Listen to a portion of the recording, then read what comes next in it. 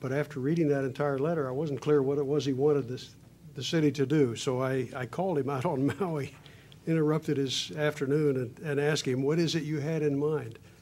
And he revealed to me that he didn't really have anything in mind. He wasn't asking the city to do anything. And that was his answer to my question, what do you want the city to do? He said, I don't want you to do anything. Basically, I want you to stay out of it. Let the economy, let the business community do what they will.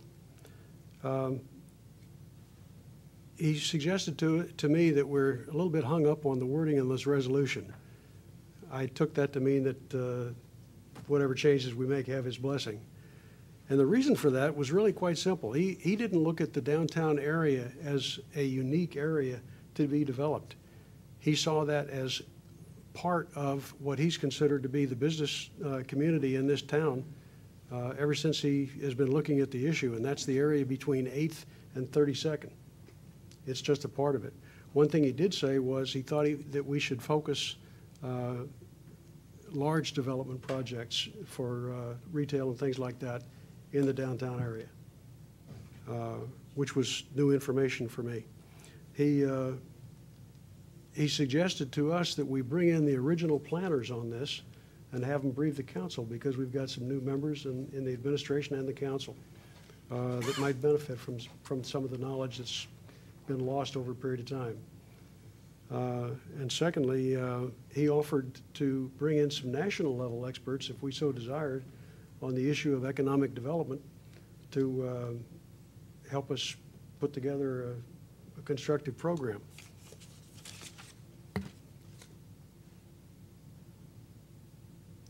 He did say finally that he thinks the city could use new businesses, and it's his goal to facilitate that.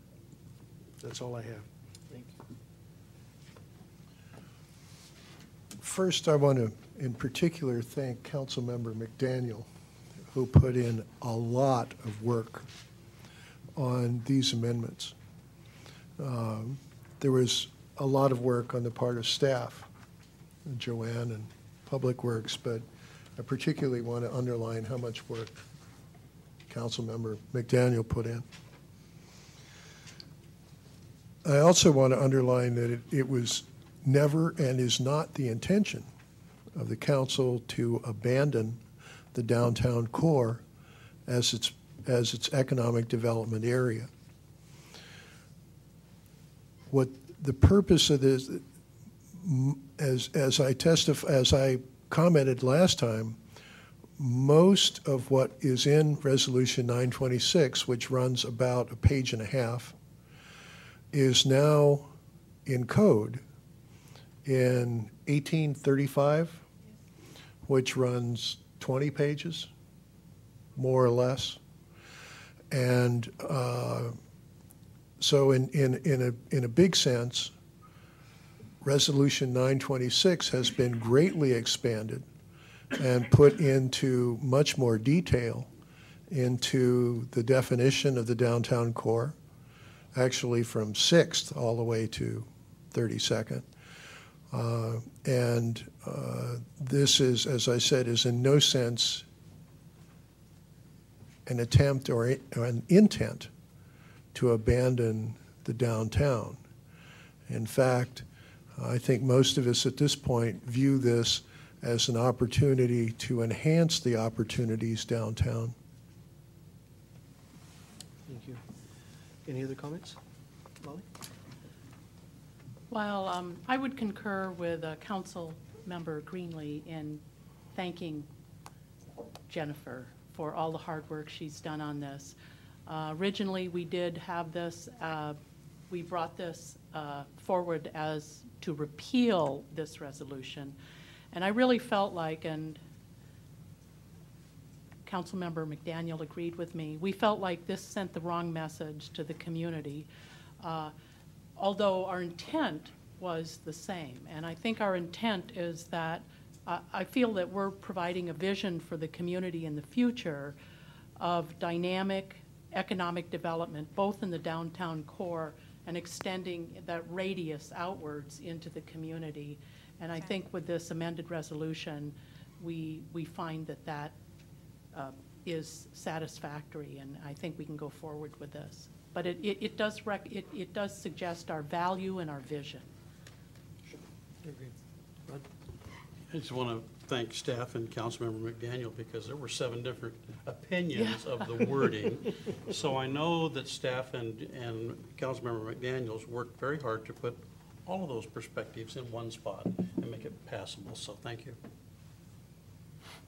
Any other comments? Good, I've got a motion and a second to pass and post the resolution. All in favor? Aye. Opposed? Motion carries. Wow. Agenda Bill 47-10, adoption of Washington Municipal Code, Chapters 1035, Commute Trip Reduction Plan, and repeal of 1034, the Commute Trip Reduction Plan. Mr. Evers. Thank you, Mr. Mayor, Council. We had discussion on March 1st in council setting in regards to the penalties specifically for the CTR program. Since that time, myself and Mayor Gard were able to touch base with Pendleton representatives and discuss this specific program with them since they are the affected employer with upwards of 160 employees. They are a strong supporter of the program and do participate on a regular basis. This evening, we're looking for movement in getting the motion or vote in order to comply with Municipal Code 1035 and repeal Municipal Code 1034. Council Mayor being asked to establish the civil penalty amounts to be added to 1035-110 penalties, paragraph B3, which is on page 12.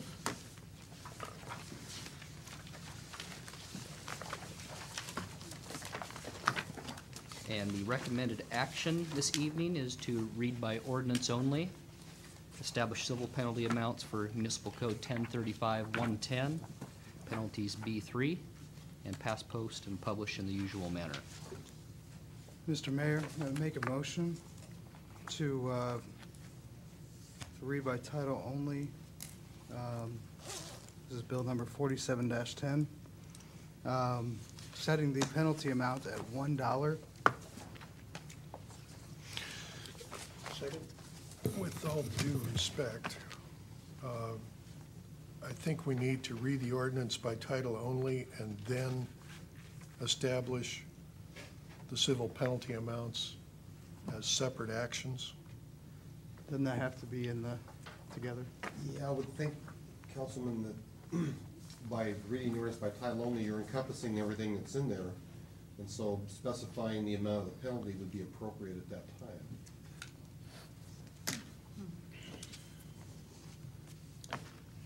Well, and just procedurally, my question is, until we have a motion on the floor with content, we can't debate that. Procedurally, You do, though. We've got a motion and a second on the floor that contains the final piece of content. correct, with the setting the penalty at $1. So with that, I would ask for council discussion. The reason I brought this back, two things. Number one, it appeared to myself from the last meeting that we visited this one that really